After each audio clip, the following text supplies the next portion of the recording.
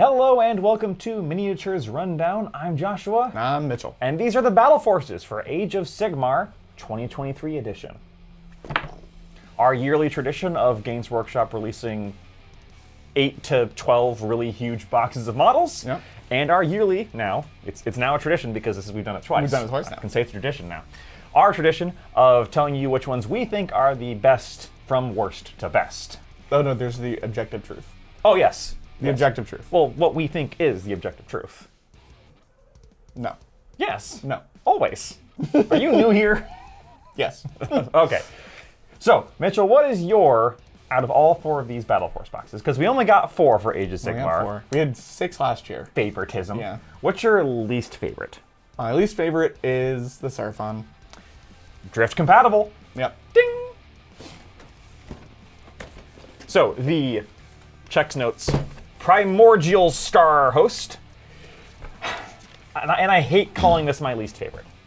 Yeah, so you hate it more than me because you actually like this faction. I don't like this faction at all. But So, by the way, these are all, how much again? 200 and... 220 for the 220 Sigmar. and for Sigmar ones. Okay.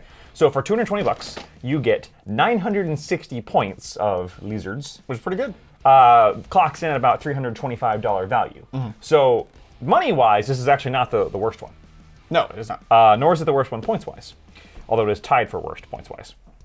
The problem with it for me is that there's a lot of redundancy, or is rather, there's a lot of stuff that you won't ever want more than one of. Yeah, so this is, we will notice a pattern. This is a good way to get into the faction of Seraphon. If you have nothing, Asterisk. and And that's my problem with it, but we'll continue. So if you have nothing, this is great. If you have basically anything in this box except for the battle line, you probably don't want it. My bigger problem with it is if you have the army box, which if you're a Yeah. fan of lizards, you don't want this because unlike a lot of heroes, like a certain other one we're going to look at, the Slon here is not a dual kit.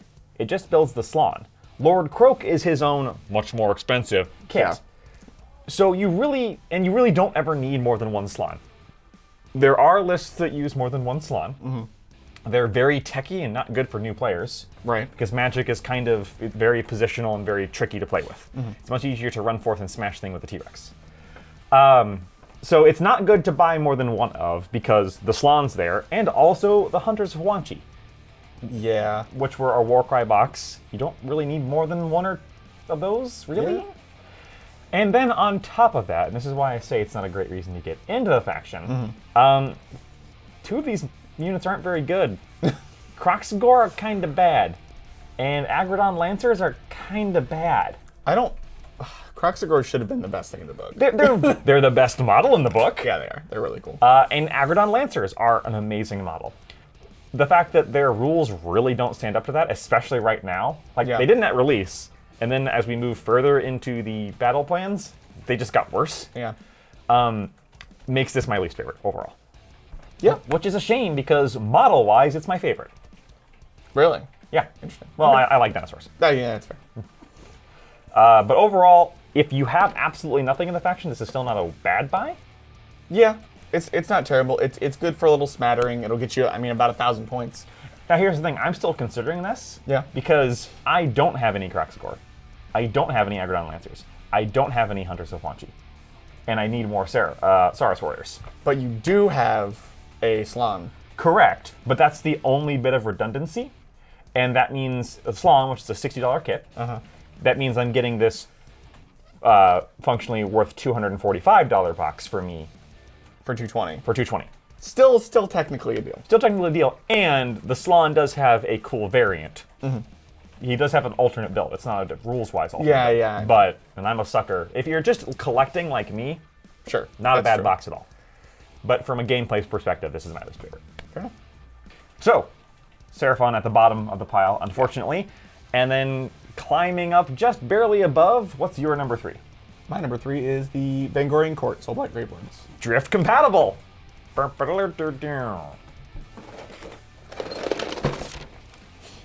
Wait. Yeah, we can pull it back. Yeah. So the Vangorian Court is both of our third least favorite? Third least. Second least favorite. Third most favorite. Yeah. So number 3. Number 1, the name is not apt. No, it's not. What's your thoughts on this? So my thought is similar to Seraphon. It's pretty spread out. Like it has a bunch of better but different things. Like the wolves are good. The skeletons, you know, if you're Soulblight, you probably Battle line. Battle line. And then the Blood Knights are amazing and basically in every list. Fellbats are fine. They're cheap objective grabbers. But my actual issue is that the one character in here doesn't do anything for the rest of it. I like Vengorian stuff. Right. I have a Vengorian list. And what is the theme of an Evangori list? That would be monsters. Uh-huh. And how many big monsters are in this box? Exactly one. And it's the Evangori. And it's the Evangori monster. I don't get. I know that they were going for new models because all of these were new with the last book they put out. But But if they had made a box with an Evangori, and 2 zombie dragons, if they had made a Chainbreaker Lance box but for Soulblight, no, but see, that would still not be a very good deal until you add more stuff because they're $60 a kit, so it'd be $180. You would need more. no, that's what I more mean. in it. You would need more. Yeah. Like, 2 zombie dragons and then 2 Evangori. Who cares? Let's just do something. Yeah, that's the theme. The big centerpiece doesn't match the rest of this. Right. However, if you're just looking to generally play Soulblight and maybe bounce between sub-factions, This is pretty good. this box is fantastic. Yeah. It's not good as like a self-contained thing, but none of these things are really meant to be. That's true. And unlike Mr. Slan, the Evangori can be built as 2 different rules Right. models. There's One of them is the named character, Yeah. Laukavai. and then the generic lord. We haven't actually talked about the stuff in the box yet, which is $320 worth of stuff, so a little bit less than Seraphon. Yep. But 990 points, so a little bit more than Seraphon. And you get 1 unit of Fellbats, 1 unit of Death Rattle Skeletons, originally from Cursed City, kind of. Yeah, kind of. 1 unit of the Dire Wolves, 1 unit of Blood Knights, and a Vengorian Lord. Like I said, a lot of these things go into a bunch of different lists. The Blood Knights by themselves are what, $70? Yeah. So that's this is a great box. Makes stuff cheaper. Fantastic. It just doesn't fit the theme. It shouldn't be Vengorian Court. No, but the fact that this is our number 3, and yet it's still a pretty darn good box, and the only reason we're knocking it is for theme, Yeah. shows you that the AOS boxes were pretty good overall. They were. That's true. Because we have to kind of nitpick to find to what get was wrong with this. Why this one's number 3. So yeah, buying multiple of these boxes, or if you already have one of everything in here, getting another one of everything in here, It's not bad. Not bad at all. Yeah. You can use a different Vengorian Lord. The named character's not fantastic. They're pretty compatible. The recent battle tomes have been coming out with the non-character and the character are like 5-10 points different, and they're just like up an extra ability or 2. Yeah. And that's basically what she is. I have Vengorian Lord. I've been thinking about getting Laukavai. So this box was probably the one that was the closest on my list. But And Blood Knights, I mean, this is the first time you've been able to buy them for, For a while. 3 years or something like that, because they've been out of stock perpetually. Yeah. Because they're very good. every single competitive list has three units. Because they're very good. Because they're very good. So yeah, do the Monster Mash and the Graveyard Smash. And at number 2 on our list, Mitchell, The Slaves to Darkness. Drift incompatible. Incompatible. Eh. Josh is wrong. Yes, apparently.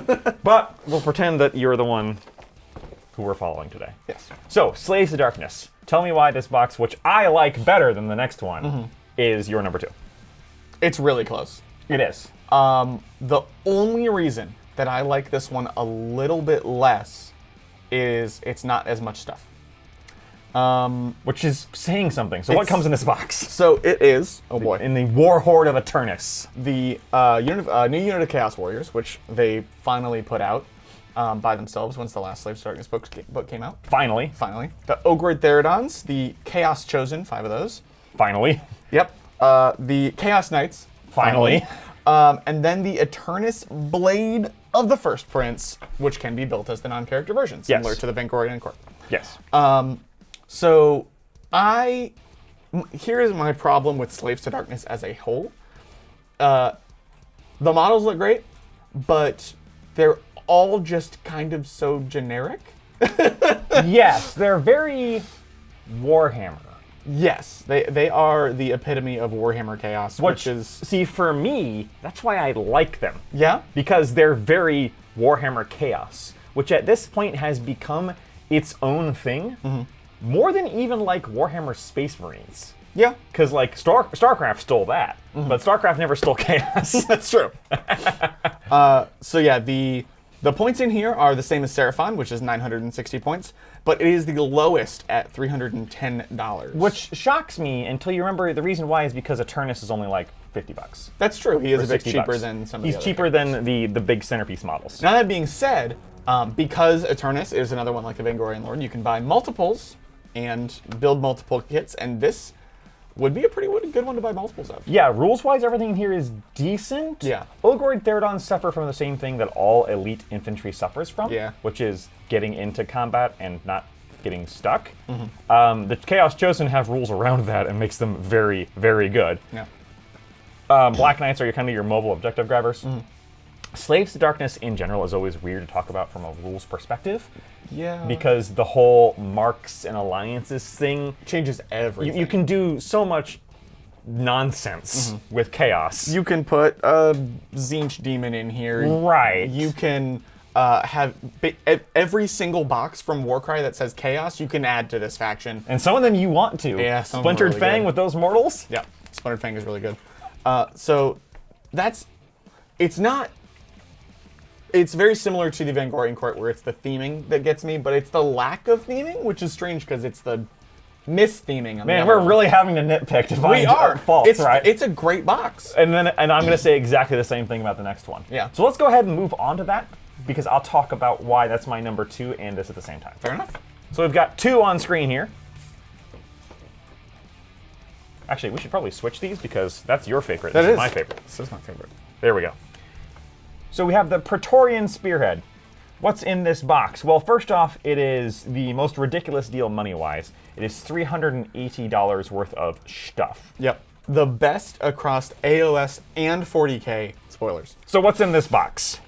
First of all, it is 5 Death Riders, 20 Mortek Guard. Which they come in units of 20, so... Yep. Arch Cavalos Xantos. Xandros. There's a T in there. There is? Yeah. Oh, right, because Xantos. Xandros is what it used to be, and now they're complaint. 2 units of Morghast. So 4 total. 4 total. And Gothazar Harvester. So this has more units numerically than any other box. Yes. Which is why it's $380 of product for $220. Yeah. It's also 1,240 points. Meaning if you bought 2 of these boxes, you could not field them all. You would need to put something off to the side. Which you would put the Arch Cavalos.